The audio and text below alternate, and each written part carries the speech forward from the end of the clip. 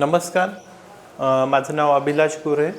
मी श्री श्रम प्रतिष्ठा agriculture lifestyle development foundation ह्या नॉट फॉर प्रॉफिट सेक्शन 8 कंपनीचा CEO आहे आणि आपण 15 ऑगस्ट 2023 रोजी धाराशिवमध्ये जगात पहिल्यांदा ऑर्गॅनिक पासपोर्ट ही जी संकल्पना सुरू केली त्याबद्दल मी आता आपल्याला माहिती देतो आणि त्यामुळे आपल्याला ही संकल्पना समजायला सोपी पडेल व शेतकऱ्यांना व लघु उद्योजकांना त्यांच्या उद्योगाचे ऑर्गॅनिक पासपोर्ट बनवण्यासाठी या सेशनचा फायदा होईल. आपण ह्या स्क्रीनवर बघितलं तर ऑर्गॅनिक शेती, ऑर्गॅनिक फार्मिंग हा एक असा गुंतागुंतीचा विषय आहे आणि त्याच्यात तो सहज आपल्याला लक्षात येत नाही. ऑर्गॅनिक पासपोर्ट, ऑर्गॅनिक फार्मिंगचे जे फूड प्रॉडक्ट्स आहेत किंवा शेती उत्पादन आहे ही इंडिया ऑर्गॅनिक लोगो किंवा PGS ऑर्गॅनिक ह्याप्रमाणे प्रमाणीकरण सर्टिफिकेशन होणं गरजेचं असतं आणि हा जो सगळा विषय हा इतका गुंतागुंतीचा आहे आणि त्यामुळे मी आपल्याला हा शक्य होईल तेवढ्या सोप्या शब्दात समजवायचा प्रयत्न करतो आणि तुमच्या संकल्पना ह्यामुळे सोप्या होतील आणि पुढे तुम्हाला वेगवेगळे याचं अवलंबन इम्प्लिमेंटेशन करणं सोपे होईल. आपण जर हा विषय समजून घेतला नाही तर आपण एकदम वेगळ्याच गुंत्यात अटकून पडतो आणि आपल्याला जे धान्य पाहिजे आणि भुसा जो काढून टाकला पाहिजे या विषयाला आलेला तो भुसा काढण्यासाठी आपल्याला थोडंसं हे टेक्निकल प्रेझेंटेशन समजून घेणं गरजेचं आहे. शेती हा विषयच एक हत्तीसारखा आहे. काही जणांना सोंड समजते, काही जणांना शेती हा हत्तीचे पाय वाटतो, काही जणांना संपूर्ण हत्ती समजून घेता घेता माझ्यासारख्या माणसाला एक आयुष्यसुद्धा पुरत नाही शेती ह्या विषयात. त्याच्यानंतर आपण बघितलं तर अन्न कायदा जो आहे, food safety and standards act of India, हा पण एक असा गहन विषय आहे, टेक्निकल विषय आहे की आपलं अन्न सुरक्षित कसं ठेवलं पाहिजे आणि आपल्या ग्राहकाला किंवा घरातल्या सदस्याला कायदेशीर पद्धतीचं जे कायद्याने मान्य केलेले अन्नपदार्थ आहे ते कसे पोहोचवले पाहिजे तो हे एक विषय आहे. आणि ऑर्गॅनिक सर्टिफिकेशन हा तिसरा हत्ती आहे की जो संपूर्ण बियापासून तुमच्या ग्राहकापर्यंत उत्पादन पोहोचवताना त्याची ओळख हरवली नाही पाहिजे. तर माझ्याकडे आता एक तासात तुम्हाला हे 3 हत्ती समजून सांगायचे. काही जणांना हत्तीची अशी संकल्पना झालेली असते की काही जणांना हत्ती साप वाटतो, काही जणांना दोरी वाटतो, काही जणांना फॅन वाटतो आणि आपल्याला ही संपूर्ण संकल्पनाच लक्षात येत नाही कारण आपण त्याच्यावर पूर्ण वेळ देऊ शकत नाही आपल्या व्यवसायातला किंवा आपल्याला त्याची आवड नसते. अंध व्यक्ती आणि त्यांना समजलेला हत्ती त्याप्रमाणे हे विषय होऊन गेलेले आहेत. आणि आपण दुसरीकडे जगात बघितलं तर आपल्या भारतीय अन्नपदार्थांना खूप मोठ्या प्रमाणात मागणी आहे. सेंद्रिय प्रमाणीकृत अन्न असेल तर अमेरिका, युरोप, कॅनडा, स्वित्झर्लंड इथे फार मोठ्या प्रमाणात सेंद्रिय अन्नपदार्थांना मागणी आहेत. त्याचबरोबरच आपण प्रमाणीकरण पद्धतीच्या आजची स्थिती बघितली तर फार मोठ्या प्रमाणात सेंद्रिय अन्नपदार्थ प्रमाणीकरणातून बाद होतात आहेत कारण सगळ्यांना हे व्यवस्थित नियम समजलेले नसतात आणि थोडक्यात मोहापोटी ते सगळे त्यांचं सेंद्रिय प्रमाणीकरणाची जी ओळख आहे ती हरवून बसतात. आपण इथे बघितलं तर हा जो रिपोर्ट आहे युरोपियन युनियनचा याच्यामध्ये सर्टिफिकेशन सिस्टम आपल्याला वीक चांगली नाही आहे, त्यामुळे आपले बरेचसे प्रॉडक्ट्स रिजेक्ट झालेले आहेत. हे जे वेगवेगळे लोगो बघितले, ब्रँड्स बघितले तर हे सगळे एकाच वेळेस शेतकऱ्याला करणंसुद्धा अशक्य होऊन जातं. अन्नपदार्थाच्या बियाच्या प्रमाणीकरणापासून तुम्हाला ग्राहकापर्यंत पोहोचवण्यापर्यंत वेगवेगळ्या प्रमाणीकरणाच्या लोगोची गरज पडते. आपण आता अन्न जर समजून घेतलं इथे आणि मग आपला त्या अन्न साखळीमध्ये काय रोल आहे हा जर आपण समजून घेतला तर आपल्याला लक्षात येतं की मानवाच्या पचनसंस्थेमध्ये जाणारी कुठलीही वस्तू म्हणजे अन्न असते आणि त्याप्रमाणे आपण अन्नपदार्थामध्ये शेती उत्पादने, प्रक्रियाकृत अन्न उत्पादने याला अन्न म्हणतो. पण जनावरांचं खाद्य ह्या कायद्यानुसार अन्न नाही आहे. जिवंत जनावर याला पण आपण अन्न धरत नाहीत आणि झाडावर असलेलं फळ हे पण अन्न ह्या व्याख्येत येत नाही. ज्यावेळेस आपण त्याची काढणी करतो आणि त्याच्यानंतर त्याचा पहिल्यांदा सौदा होतो त्यावेळेस तो अन्न उत्पादकाच्या हातात जातो. याचा अर्थ कायद्यानुसार शेतकरी हा अन्नदाता नाही आहेत. थोडंसं मी जबाबदारीपूर्वक हे विधान करतोय.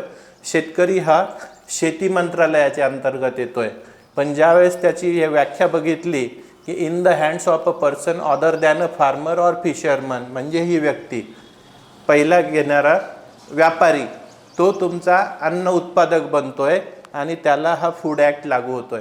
आणि इथे डील झालं तर हे ॲपेडामध्ये किंवा कॉमर्स मिनिस्ट्रीमध्ये येतं आणि मग हे अन्न कायदा जो येतो हा आपल्याला ministry of health and family वेलफेअरमध्ये येतो. ही संकल्पना जर आपल्या शेतकऱ्यांनी समजून घेतली तर ते जे शेतीवर काम करतात आहे त्याचा परिणाम पुढच्या अन्नाच्या साखळीवर तयार होतो. आणि हा जो अन्न उत्पादक आहे याला नंतर काहीच करता येत नाही त्या अन्नाच्या बाबतीत. म्हणून सेंद्रिय शेती असेल, उत्तम शेती पद्धती, गुड ॲग्रिकल्चर शेती पद्धती असेल, त्याच्यामध्ये शेतकऱ्याचा फार महत्त्वाचा रोल आहे, फार महत्त्वाची जबाबदारी आहे. कारण याची सुरुवात जी असते अन्न साखळीची ही शेतापासून झालेली आहे.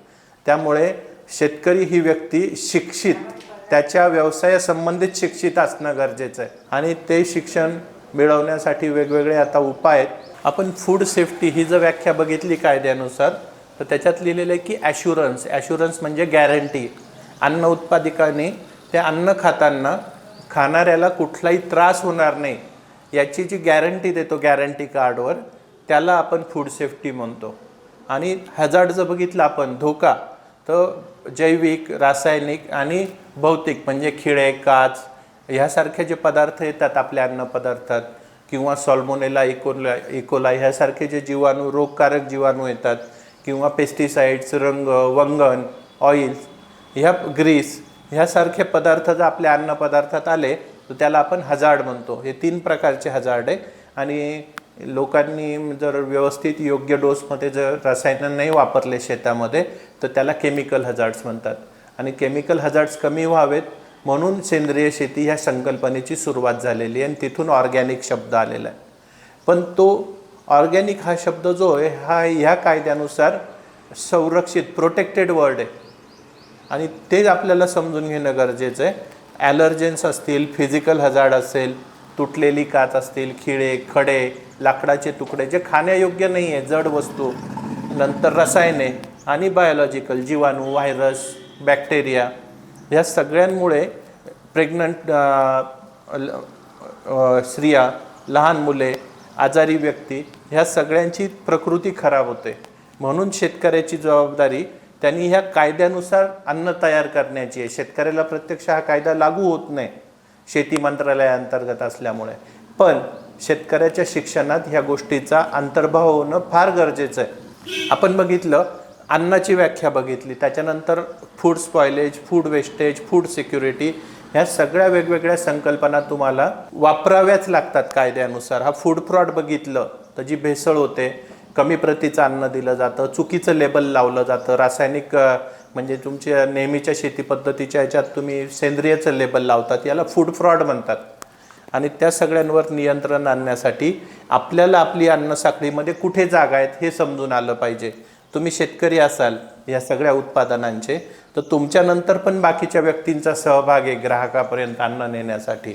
प्रक्रियादार असतील, क्वालिटी कंट्रोल असेल, नंतर स्टोरेज, मार्केटिंग, यंत्र तयार करणारे, देशात विकणारे, एक्सपोर्ट करणारे, ह्या सगळ्यांमुळे आपल्याला आपल्या स्वतःचं स्थान कळतं आणि आपली जागा अशी बनली पाहिजे ध्रुव बाळासारखी का आपल्याला तिथून कोणी उठ म्हटलं नाही पाहिजेत. आणि ह्या सगळ्या संकल्पनेतनं आपण बघितलं तर primary food, single ingredient food, multi ingredient food ह्या सगळ्यांचा आपण विचार केला पाहिजेत.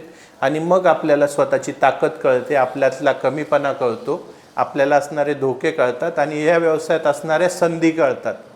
ह्या जर कळल्या नाही आपल्याला तर आपल्या व्यवसायात आपल्याला शाश्वतता नसते. आता आपण ऑर्गॅनिक पासपोर्ट ह्या संकल्पनेकडे येऊ.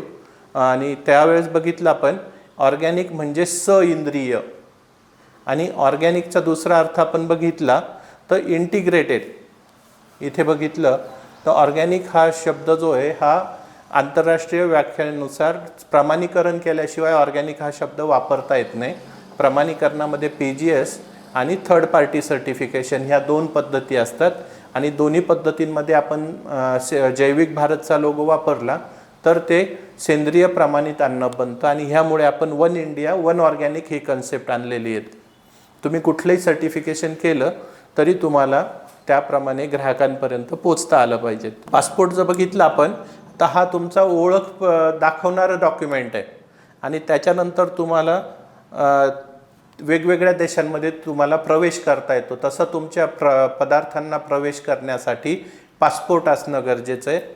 आता PGS म्हणजे पार्टिसिपेटरी गॅरंटी सिस्टम आणि थर्ड पार्टी सर्टिफिकेशन सिस्टम, ह्या वेगवेगळ्या संकल्पना आहेत. आपण त्यानंतर परत जास्ती वेळ मिळाला की समजून घेऊ. ऑर्गॅनिक पासपोर्ट, ज्याप्रमाणे डिजिलॉकर ही संकल्पना आली त्या संकल्पनेनुसार कुठल्याही व्यक्तीला त्याच्या स्वतःच्या शिक्षणाचे कागदपत्र, ड्रायव्हिंग लायसन्स, कोविडचं व्हॅक्सिन सर्टिफिकेट हे सगळं एका मोबाईलमध्ये साठवता येतं. त्याप्रमाणे शेतकरी ही जर शेत आणि शेतकरी जर बघितलं तर त्याच्यासाठी डिजिलॉकर नव्हता आणि ह्या संकल्पनेतनं आपल्याला ऑर्गॅनिक पासपोर्टची आयडिया आलीत आणि आपण ऑर्गॅनिक पासपोर्ट हा शेताचा आणि शेतकऱ्याचा डिजिलॉकर आहे आणि तो कसा वापरता येतो ते आता मी तुम्हाला समजून सांगतो. हे करण्यासाठी आपल्याला पहिल्यांदा अखंड भारत, सशक्त भारत, श्रेष्ठ भारत याच्यासाठी अखंड ऑर्गॅनिक, अखंड म्हणजे ऑर्गॅनिक, सशक्त असेल तर ती सेंद्रिय शेती होईल आणि ह्याप्रमाणे ऑर्गॅनिकचा जर आपण अर्थ बघितला तर होलसम, पूर्ण, अखंड, which can not be divided further, हा ऑर्गॅनिक ह्या शब्दाचा अर्थ झाला आहे. ज्यावेळेस आपला ऑर्गॅनिक अखंड आणि पूर्ण राहील त्यावेळेस आपला भारत स्ट्रॉंग होईल, म्हणून आपण त्याला वन इंडिया वन ऑर्गॅनिक ही संकल्पना बघतो. तर तुम्हाला तुमच्या व्यवसायामध्ये ऑर्गॅनिक फ्रॉड्स जे वेगवेगळ्या पद्धतीचे होतात त्यापासून जर संरक्षण करायचं असेल तर तुम्हाला ऑर्गॅनिक पासपोर्ट ही संकल्पना आपल्याला धाराशिव जिल्ह्यात तुळजापूर इथे सुचली मे महिन्यामध्ये. मे महिन्यापासून आपण जून महिन्यापर्यंत त्याच्यावर ऑगस्टपर्यंत सर्व काम केलं आणि जगात पहिल्यांदा आपल्याला तुळजापूरमध्ये ही संकल्पना सुचली, म्हणून आपण ती भवानी देवीला वाहिली, तुळजा भवानी देवीला. आणि तुळजा भवानीचं जे जय भवानी आहे ते जय शिवाजी शिवाय पूर्ण होत नाही आणि छत्रपती शिवाजी महाराजांना कष्टकरी शेतकऱ्यांच्या मागे उभे राहायचे, त्यांचे शेतकऱ्यांसाठी शेती व्यवसायासंबंधी विशिष्ट धोरण होते. त्यांचे राज्य सर्वसमावेशक गरीब जनतेचे राज्य होते. त्यांनी भेदभाव केला नाही आणि ऑर्गॅनिक पासपोर्ट ह्याच कारणासाठी तयार केलेला आहे. म्हणून आपल्याला ह्या ऑर्गॅनिक पासपोर्टचा जो वॉर क्राय किंवा घोषणा म्हणता येईल ती आपली जय भवानी जय शिवाजी आहेत. आणि ज्यावेळेस आपल्याला सर्वांना एका मिशन स्टेटमेंट खाली एकत्र यायचं असतं, एक ध्येय म्हणून चालायचं असतो, पुढचा प्रवास एक सोबत करायचा असतो, त्यावेळेस आपल्याला हे जय भवानी जय शिवाजी जे घोषवाक्य आहे ते फार महत्त्वाचं आहे. ज्यावेळेस तुम्ही बघाल हा फोटो, तुळजाभवानीचा फोटो आहे, हा तुळजापुरामध्ये खूप प्रसिद्ध आहे. तिचे हे 2 डोळे आणि हा कपाळावरचा मणी, याचं जर बघितलं आपण तर हे भेदक डोळे आहेत आणि ती कन्सेप्ट आपण ऑर्गॅनिक पासपोर्टच्या लोगोमध्ये वापरली. वह सब देखताय, याच्यावर फोकस करा. ही इज सेईंग एव्हरीथिंग, तो सगळं बघतो, तो सगळं बघतो. आपण जर विचार केला आणि 2 मिनटं डोळे बंद केले तर तो सगळं बघतो म्हणजे मग तो कोण? तो म्हणजे ग्राहक. आणि ग्राहकाला आज एवढी माहिती उपलब्ध आहे, कधी इतका माहितीचा भडीमार होतोय, त्याला जर आपण योग्य वेळी जर सगळी माहिती पुरवली नाही तर तो आपली उत्पादनं विकत घेणार नाही. म्हणून आपण काय केलं, तो म्हणजे देव, सरकार. ही इज ऑल्सो कॉन्शियसनेस, हा आपला स्वतःचा आतला आवाज असतो, कॉन्शियसनेस. आणि त्यानुसार आपल्याला काय करायचं आहे, कुठला रस्ता निवडायचा आहे, किती प्रमाणात चुकी करायची आहे ठरवून, हे पण आपण आपल्या कॉन्शियसनेसनुसार स्वतःच्या आतल्या आवाजानुसार ठरवतो. आणि वह म्हणजे कस्टमर, आणि ते महत्त्वाचं आहे. He is saying everything before paying. He means customer. He is the concept behind organic passport logo and why organic passport is needed in today's demanding era where no one have time to wait for quality consciousness, tech-enabled generation of Gen X consumers, millennials and Gen Z consumers. या मुलांच्या हातात आज mobile आहे. त्यांना तुम्ही जेवढे लवकर माहिती द्याल आणि सत्य माहिती द्याल तेवढे ते खिशात हात घालतील. खिशात पण हात घालणार नाही, मोबाईलवर QR कोड स्कॅन करतील आणि तुमच्या बँकेच्या खात्यात पैसे येण्याची शक्यता वाढेल.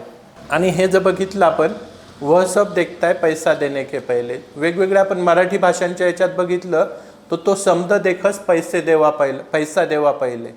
तो सगळं बघतो लो मग पैसे देतलो. मालवणी, तो सगळं बघतो पैसे देण्याआधी. तो म्हणजे कस्टमर.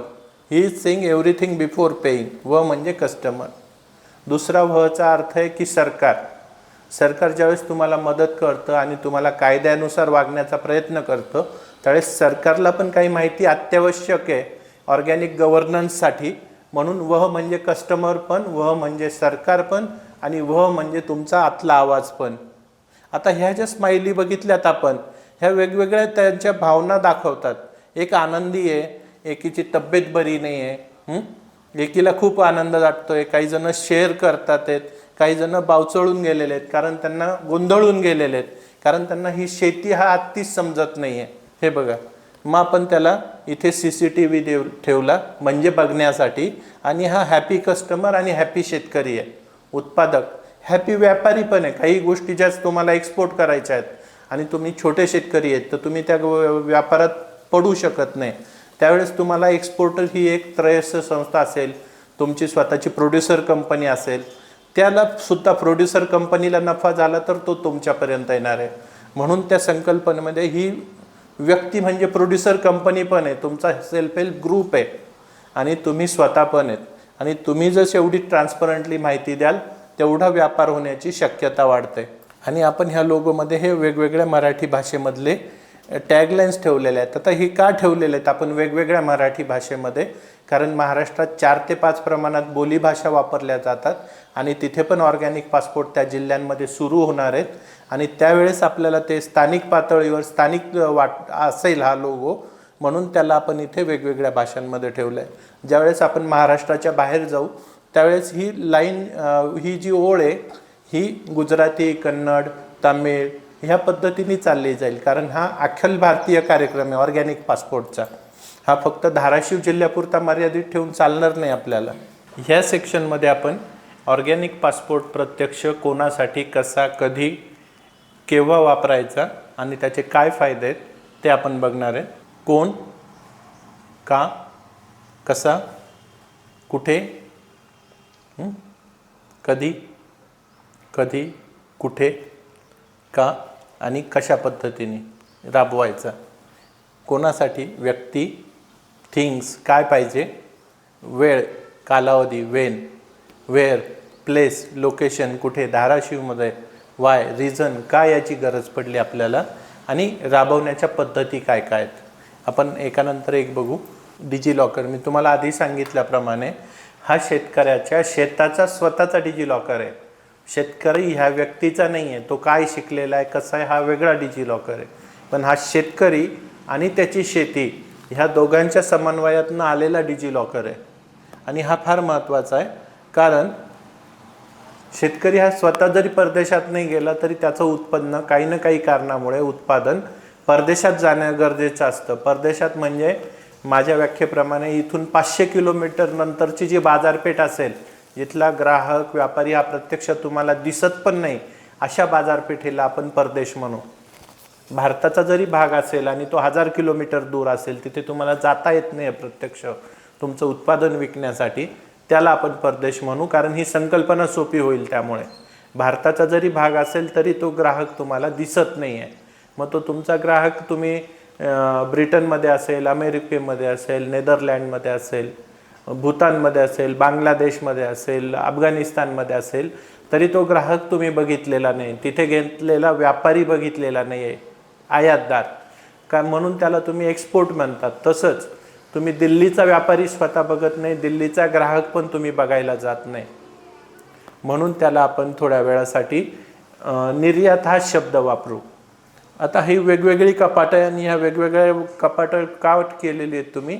कारण तुम्हाला तिथे वेगवेगळ्या वस्तू ठेवायच्या आहेत. एकामध्ये सेंद्रिय प्रमाणीकरण ठेवायचं आहे, एकामध्ये मँगोनेट सर्टिफिकेट ठेवायचं आहे, एखादीमध्ये गुड ॲग्रिकल्चर प्रॅक्टिसेसचं सर्टिफिकेट ठेवायचं आहे, याच्यात रेसिड्यू टेस्ट रिपोर्ट ठेवायचा आहे, याच्यात माती परीक्षण, पाणी परीक्षण, ही सगळी कागदपत्रं ठेवायची आहेत आणि ती तुम्हाला त्या ग्राहकापर्यंत पोचवायची पण आहे तात्काळ. मग ते कसं कराल तुम्ही? सगळं तुम्ही व्हॉट्सॲपनी कराल का? ती अशक्य कोटीतली गोष्ट आहे. आणि ही माहिती तुम्हाला तुमच्या सरकारपर्यंत पण पोहोचवायची आहे की 15 मार्चला माझा आंबा विकायला येणार आहे, तर तुम्ही आज मला एखाद्या निर्यातदाराशी मीटिंग करून द्या, म्हणजे मग तो माझा आंबा विकत घेईल. म्हणून आपण याला पेपर लेस डॉक्युमेंटेशन म्हणतो, लेस पेपर डॉक्युमेंटेशन किंवा लेस डॉक्युमेंटेशन. ह्यामुळे तुम्हाला मोबाईलमधनं तात्काळ कागदपत्र एकमेकांना देता येतात आणि तुमचा व्यवहार सोपा होतो. तुम्हाला हा पासपोर्ट, ऑर्गॅनिक पासपोर्ट तुमच्या हातात असेल तर तुमचं उत्पादन 1000 किलोमीटरच्या नंतरच्या बाजारपेठेत पण तुम्हाला तात्काळ पोहोचवता येतं. इथे आपण बघितलं तर हे वेगवेगळे पॅरामीटर्स, याला प्रोग्रेस इंडिकेटर म्हटलेलं आहे. हे मी तुम्हाला बोर्डवर समजून सांगतो. आज आपण बघितलं तर पैसा हा पावसासारखा दुर्मिळ झालेला आहे. ज्याप्रमाणे पाऊस दुर्मिळ झालेला आहे आणि पावसाशी तुम्ही खोटं बोलू शकतात, पैशाशी खोटं नाही बोलू शकत. आपण जसं म्हटलं, ये रे रे पैसा तुला देतो ये रे रे पावसा तुला देतो पैसा, पैसा झाला खोटा पाऊस आला मोठा. हे पावसाचं गाणं आहे. पाऊस येईल कारण तो निसर्ग आहे. पैशाचं तसं नाही आहे. पैसा हा जगातली सगळ्यात क्रूर वस्तू आहे. त्याला नातं, रंग, धर्म, जात, मैत्री काहीही कळत नाही.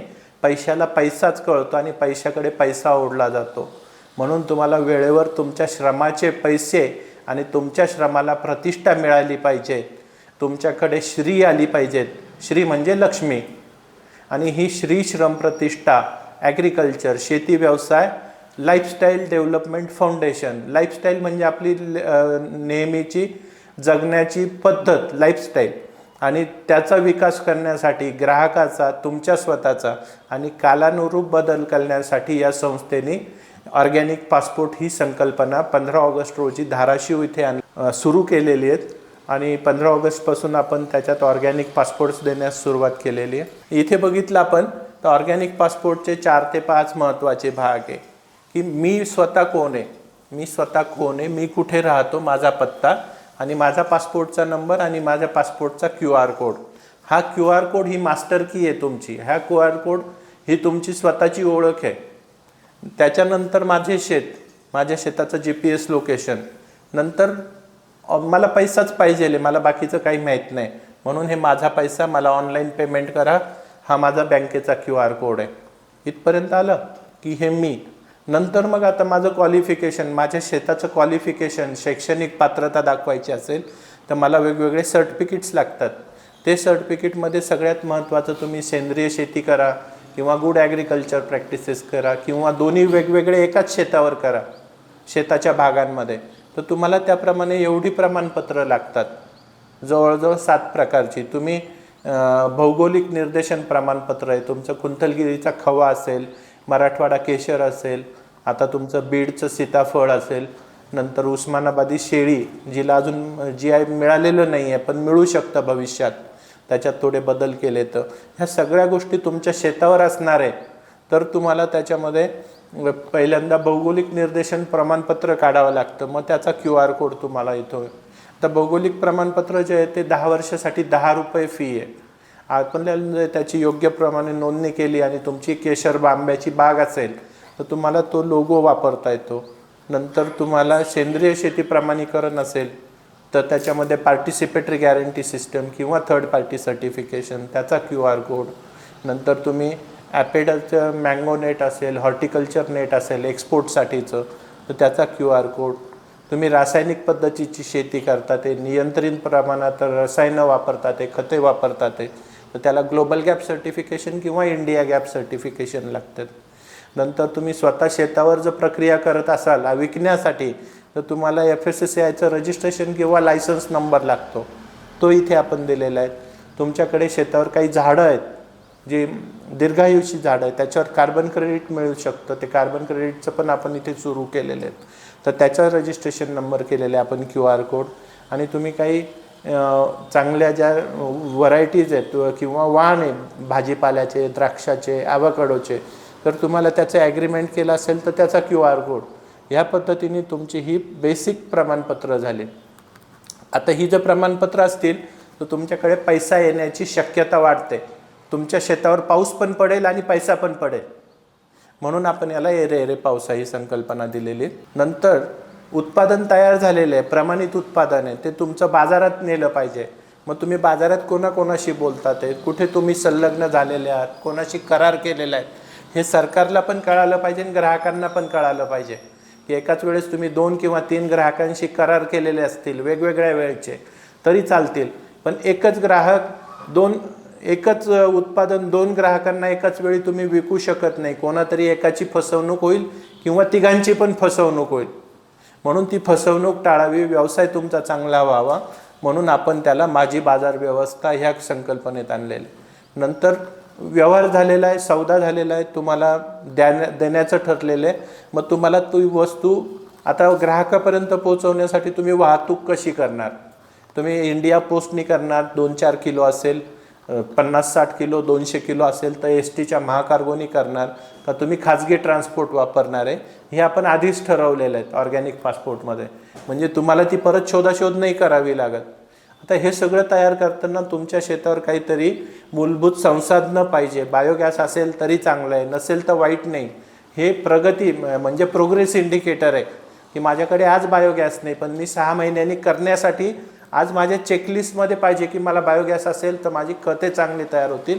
माझ्याकडे जे सध्या जनावरांचं शेण उपलब्ध होतं आहे त्याचा चांगला वापर होईल. माझ्याकडे लाईट मिळत नाही तर मला सोलर प्लांट घेणं गरजेचं आहे. माझ्याकडे पाण्याचा वर्षभर जर पुरवठा पाहिजे असेल उन्हाळ्यासाठी तर मी एक छोटं कुठल्याही पद्धतीचं शेततळं करणं गरजेचं आहे. माझ्याकडे 4-5 जनावरं असणं गरजेचं आहे. जनावरे असल्यावर त्यांना खाद्य देण्यासाठी काही मोठी झाडे, छोटी झाडे ह्यांचं कॉम्बिनेशन असेल तर मला ट्री क्रेडिट, कार्बन क्रेडिट मिळू शकतं. नंतर मी अग्निहोत्राची शेती केली तर माझ्याकडे आणखीन चांगल्या पद्धतीचं अन्न तयार होईल जे मला सेंद्रिय प्रमाणीकरणाखाली घेता येईल. मी बायोडायनॅमिक फार्मिंग शिकलो आणि बायोडायनॅमिक इनपुट्स वापरले तर मला डिमिटर सर्टिफिकेशनपर्यंत जाता येईल किंवा सेंद्रिय प्रमाणीकरण करणं सोपं होईल.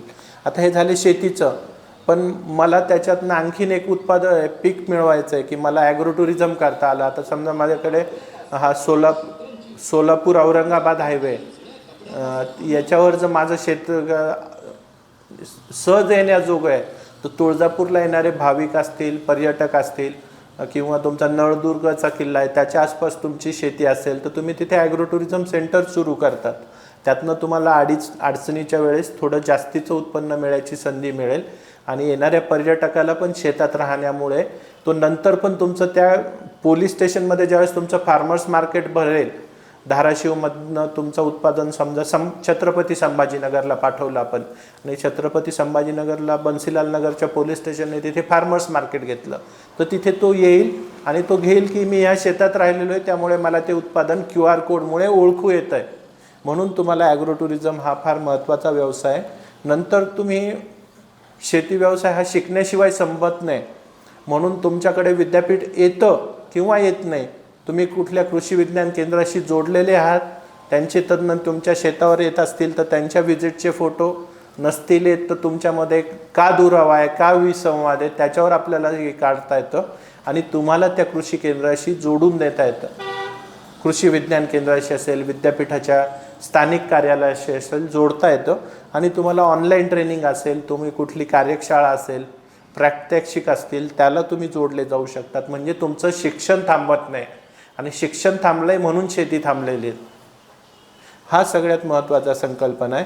आणि त्याच्यानंतरही तुमचं उत्पादन ग्राहकाकडे गेलं, ग्राहकाला काही तुमच्याबद्दल चांगला फीडबॅक असेल किंवा वाईट फीडबॅक असेल, चांगली अनुभव आला असेल तरी तो तुम्हाला त्या परिसरातल्या पोलीस स्टेशनला कळवू शकतो, FSSAI ऑफिसला कळवू शकतो की माझ्या धान्यामध्ये खूप किडे निघाले, खूप खडे निघाले जे मला अपेक्षित नव्हते, यांनी मला स्वच्छ पदार्थ पाठवला नाही आणि मी त्यांना ऑनलाईन पेमेंट केलं.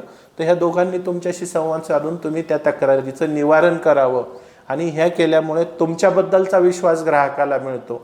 मग तुम्ही 1 किलो विका किंवा 1000 किलो विका, पण तुम्हाला तक्रार सोडण्यासाठी कोणीतरी मध्यस्थ लागतो. आणि सध्याच्या परिस्थितीमध्ये FSSAI असेल किंवा तुमचे स्थानिक पोलीस स्टेशन असेल, SP सर असतील इथे, सुप्रिटेंडंट ऑफ पोलीस, यांच्याशिवाय चांगला मध्यस्थ तुम्हाला मिळणं अवघड आहे, जो दोन्ही बाजूंना मान्य होईल आणि तुमच्या दोघांच्या तक्रारीचं निवारण होईल. म्हणून ही ऑर्गॅनिक पासपोर्ट संकल्पना जगात पहिल्यांदा तुळजापूर येथे धाराशिव जिल्ह्यात सुचली. आपण ऑर्गॅनिक पासपोर्ट हा 5 पद्धतीच्या रिस्कमध्ये विभागलेला आहे. पहिली जी रिस्क आहे कमी risk, best agriculture practices, organic agriculture practice plus something, नंतर ऑर्गॅनिक ॲग्रिकल्चर प्रॅक्टिस OAP, 3 नंबरला गॅप गुड ॲग्रिकल्चर प्रॅक्टिस, 4 नंबरला बॅड ॲग्रिकल्चर प्रॅक्टिस, 5 नंबरला वर्स्ट ॲग्रिकल्चर प्रॅक्टिस वॅप बॅड मायनस समथिंग, म्हणजे बॅडपेक्षा आणखीन खराब शेती केली तर काय होतं. आता आपण इथे जर हे बघितलं, इथे हे शॉर्ट फॉर्म्स आहेत. बेस्ट ॲग्रिकल्चर प्रॅक्टिसमध्ये तुम्हाला स्टँडर्ड फॉलो करता, तुम्हाला पैसे मिळतात. नंतर ऑर्गॅनिक ॲग्रिकल्चर प्रॅक्टिसमध्ये तुम्हाला स्टँडर्ड फॉलो करतात, पैसे मिळतात. आणि गुड ॲग्रिकल्चर प्रॅक्टिसमध्ये तुम्ही स्टँडर्ड फॉलो करतात आणि पैसे मिळतात कमी पद्धतीमध्ये. याला कन्व्हेन्शनल फार्मिंग म्हणतात, याला ऑर्गॅनिक म्हणतात. हे बेस्ट ॲग्रिकल्चर प्रॅक्टिस बघितलं आपण. ऑर्गॅनिक प्लस समथिंग म्हणजे ऑर्गॅनिक प्लस होमा farming, organic plus agro tourism, organic plus शेळी उद्योग, ऑर्गॅनिक प्लस खवा, ह्या प्रक्रियेमध्ये जाता तुम्ही, त्यावेळेस त्याला बेस्ट ॲग्रिकल्चर प्रॅक्टिस म्हणतात. नंतर 4 नंबरला बघितलं तर BAP बॅड ॲग्रिकल्चर प्रॅक्टिस. इथे तुम्ही स्टँडर्ड पण फॉलो करत नाही आणि इथे तुम्हाला पैसा मिळतोय पण कमी प्रमाणात मिळतोय. मग आणि वर्स्ट ॲग्रिकल्चरमध्ये बॅड मायनस समथिंग म्हणजे बॅडपेक्षा आणखीन कमी करताय, तर तुम्हाला स्टँडर्ड पण कळत नाही आहे, स्टँडर्ड पण पाळत नाही आहे आणि तुम्हाला पैसा पण मिळत नाही आहे शेतीतनं. आता तुम्ही ठरवायचं की तुम्ही कुठल्या लेवलच्या शेतीमध्ये येतात. आणि इथे जर आपण मोठा ग्रुप बघितला तर बॅडमध्ये येतो. बॅडमध्ये 2 प्रकार झाले, बॅड आणि वर्स्ट. आणि ऑर्गॅनिकमध्ये 2 झाले, ऑर्गॅनिक आणि बेस्ट ॲग्रिकल्चर प्रॅक्टिसेस.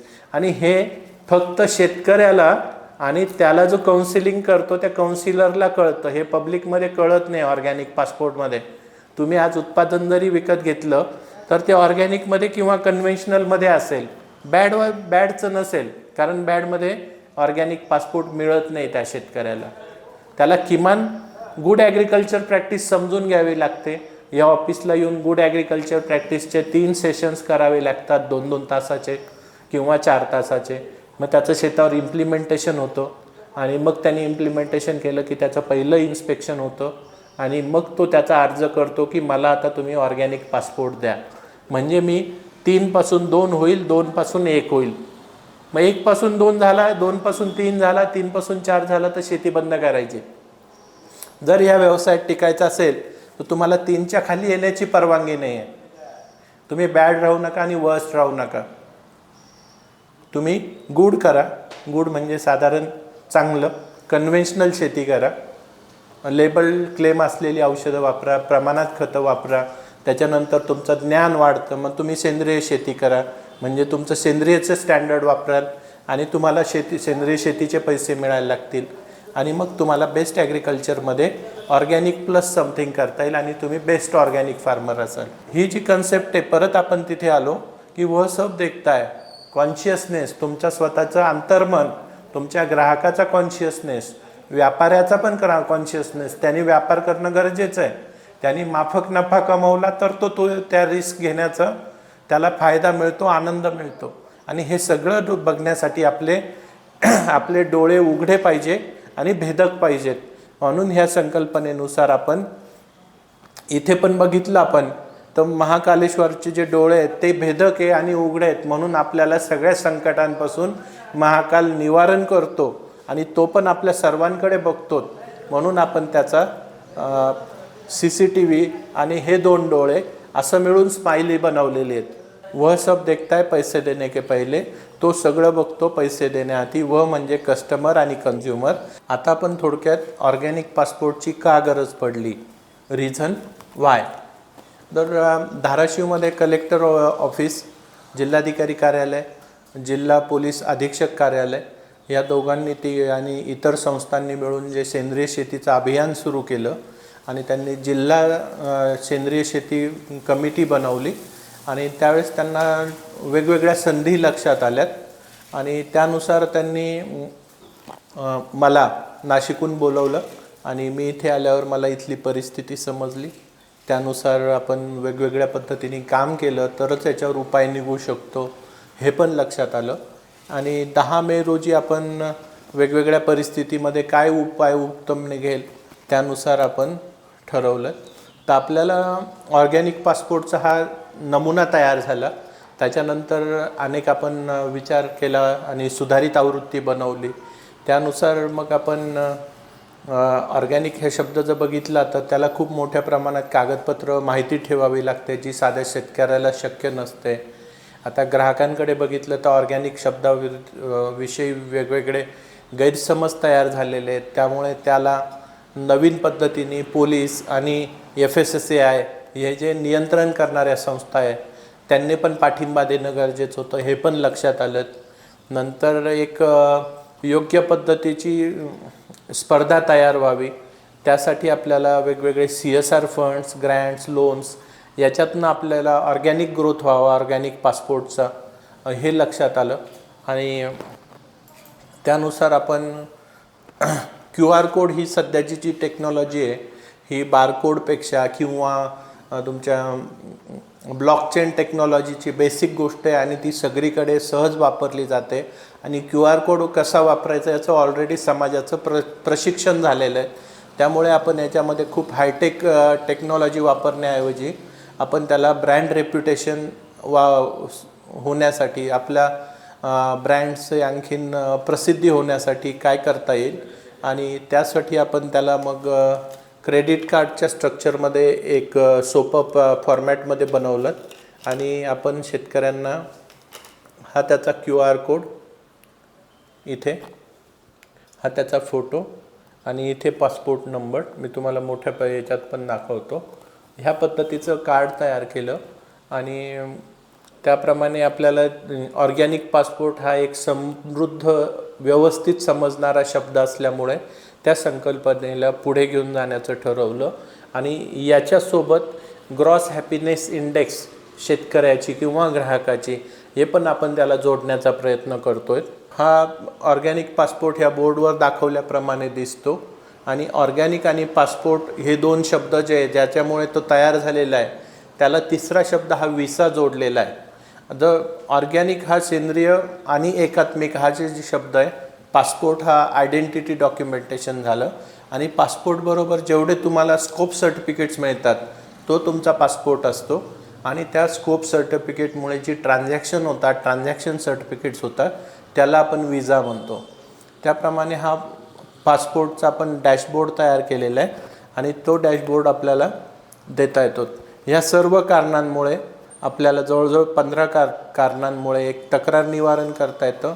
शेतकऱ्याला स्पेशल ॲक्सेस मिळतो. विशिष्ट प्रमाणीकरणाची जी प्रशिक्षणं असतात, स्वतःची क्षमता सुधारवण्यासाठी जी प्रशिक्षणं असतात, त्याला ह्या QR कोड स्कॅन केल्यावर त्याला ऑनलाईन किंवा ऑन साईट जे प्रशिक्षण होतं त्याच्यासाठी त्याला इन्व्हिटेशन्स मिळतात. हे सगळ्यात महत्त्वाचं आहे. शेतकऱ्याला आपण हवेत सोडत नाही आणि त्याला मोकळं पण सोडत नाही की तुझं प्रशिक्षण थांबलं आहे किंवा तू थोड्या वेळासाठी ये, सही कर आणि निघून जा, अशा पद्धतीची ही प्रशिक्षणं नसतात. तर आपण त्याला त्याच्या मोबाईलवर असेल छोट्या छोट्या क्लिप्स पाठवतो कन्सेप्टच्या, किंवा आपण त्याला प्रत्यक्ष निवासी प्रशिक्षणासाठी पण बोलवतो. म्हणजे 8 तास 16 तास याच्यामध्ये त्याला एक पुढच्या 6 महिन्याचा होमवर्क मिळतो की माझ्या शेतात करण्यासाठी काय काय आहेत, संधी काय आहे, काय धोके आहेत, हे त्याला कळतात. आता आपण 15 ऑगस्टला याचं लॉन्चिंग केलेलं आहे. 1 जून ते 30 जुलैपर्यंत प्रिपरेशन केलं आहे. 26 जानेवारी रोजी आपण याच्यामध्ये आणखीन एक मॉड्यूल तयार केला, आणखीन एक प्रकार केला आहे तयार, की organic passport small enterprise, SA dollar आणि युरोचं साईन आहे त्याच्यामध्ये. आणि त्याच्यामध्ये जे ऑर्गॅनिक पासपोर्ट होल्डरचं जे उत्पादन आहे, जे प्रक्रिया करण्यासाठी घेतात, लखपती दिदी असेल किंवा कुठली छोटी उद्योजिका असेल किंवा उद्योजक असतील आणि त्यांना स्थानिक पातळीवर प्रक्रिया उद्योग सुरू करायचे आहेत, त्यांच्यासाठी 26 जानेवारी 2024 रोजी आपण ऑर्गॅनिक पासपोर्ट स्मॉल एंटरप्राइज या नावाचं वेगळं मॉड्यूल तयार केलेलं आहे. आणि ते फक्त प्रक्रियादार किंवा विक्रेते यांच्यासाठी ते तयार केलेले आहेत. आणि ती फार महत्त्वाचं टप्पा घातलेला आहेत आपण. त्यामुळे दिवाळीमध्ये किंवा आता रब्बीची पिकं निघाल्यावर आपण त्याच्यात बायर सेलर मीट घेतो आणि त्याप्रमाणे तिथे त्यांना वेगवेगळ्या पद्धतीने आपल्याकडे ह्या वर्षभरात काय उत्पादनं येणार आहेत, काय असणार आहे याचं वेबसाईटवर प्रेझेंटेशन देणार आहेत आणि प्रत्यक्ष आपण त्याचे सॅम्पल्स पण ठेवणार आहेत. कोणासाठी आहेत हे? हुम?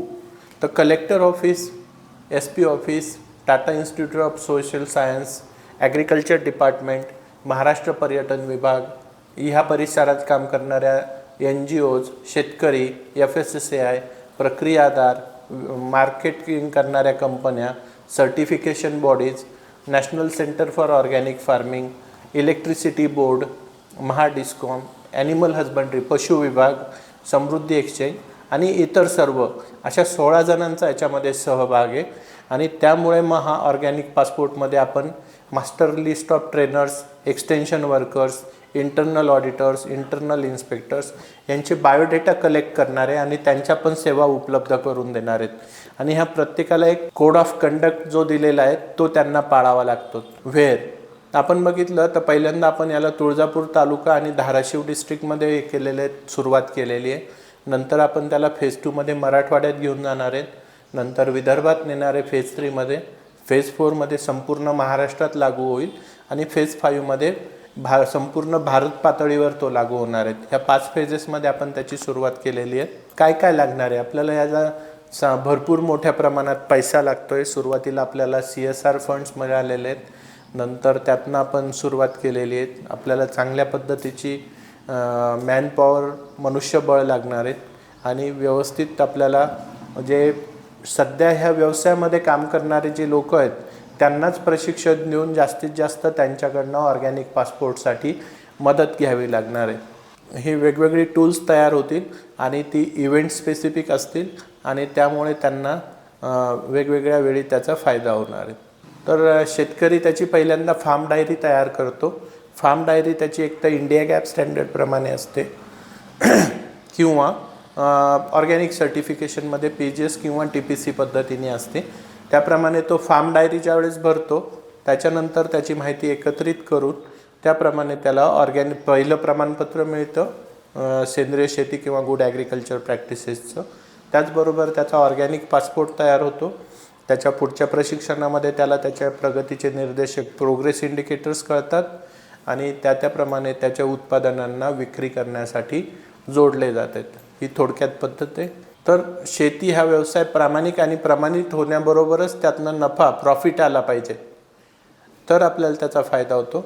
आणि गुड ॲग्रिकल्चर प्रॅक्टिस हे याचं फाउंडेशन आहे आणि ते करण्यासाठी आपल्याला कशा पद्धतीने करता येईल तर शेती किंवा हे जे बघा इथे आपण सापशिडीचा खेळ बघितला तर शिडी जी आहे, लॅडर, ही गॅप टू ऑर्गॅनिक प्रॅक्टिस आहे. पण ज्यावेळेस तुम्ही खाली घसरतात, ऑर्गॅनिककडनं गॅपकडे येतात किंवा गॅपकडनं बॅडकडे जातात त्यावेळेस तुम्हाला हा साप जो आहे तो गिळून घेतो. हे सापशिडीचा खेळ हा वर्षानुवर्ष चालू राहतो, पिढ्यानपिढ्या चालू राहतो. जोपर्यंत आपण यातले टप्पे समजून घेत नाही तोपर्यंत आपल्याला त्याच्यात पुढे जाता येणार नाही. इथे तुम्ही बघितलं मग मी तुम्हाला ज्या 5 पद्धती सांगितल्यात तर याच्यामध्ये हे 5 स्माइलीज आहेत ह्या पद्धतीच्या. इथे ही बेस्ट ॲग्रिकल्चर करणारा जो शेतकरी आहे तो स्टँडर्ड पण फॉलो करतो, पैसे पण मिळतात आणि तो हसरा असतो. त्याच्यानंतर ऑर्गॅनिक ॲग्रिकल्चर प्रॅक्टिस, त्याच्यानंतर गुड ॲग्रिकल्चर प्रॅक्टिस आणि त्याच्यानंतर जर शेती घसरायला लागली तर बॅड ॲग्रिकल्चर प्रॅक्टिसमध्ये तुम्ही दुःखी व्हायला लागतात. तुम्हाला शेती व्यवसायाचे प्रमाणीकरणाचे स्टँडर्ड्स पण कळत नाही आणि तुम्हाला त्यातनं पैसा पण मिळत नाही. तोटा वाढतो आणि तोटा वाढल्यामुळे तुमच्या मनात वाईट विचार येतात आणि त्याच्यानंतर काय होतं हे मी सांगण्याची गरज नाही. तर हा सापशिडीचा खेळ किती दिवस आपल्याला खेळायचा आणि चांगल्या पद्धतीने कसा खेळायचा हे प्रत्येकाने ठरवणं गरजेचं आहे.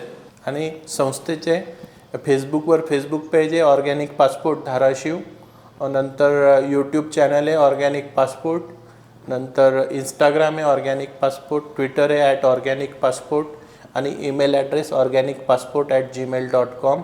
ह्या सर्वांवर आपण आता सोशल मीडिया कॅम्पेन सुरू केलेले आहेत. याच्याशिवाय तुम्ही माझ्याशी संपर्क साधू शकतात. माझे नंबर पण दिलेले आहेत, फोन नंबर्स. तुम्ही मला व्हॉट्सॲपद्वारे, फोनद्वारे पण संपर्क करू शकतात. धन्यवाद.